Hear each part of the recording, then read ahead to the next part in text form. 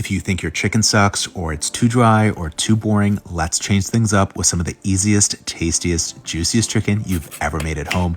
The secret is a good marinade. Just mix together olive oil, tomato paste, lemon zest, garlic, and a few easy spices. Mix it really well, massage it over some bone-in chicken thighs, let it soak up those flavors, ideally overnight, then pop it into the oven at 400. When they're done, serve it over some of my simple, spicy, everyday sauce and enjoy. Full recipes in the caption. Check it out.